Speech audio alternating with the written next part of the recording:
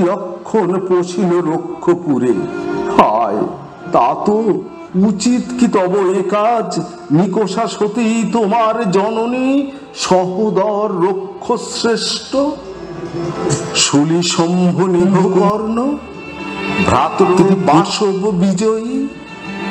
নিজ গৃহ পথ তা দেখাও তস্করে, চণ্ডালে বসাও আনি রাজার আলয়ে।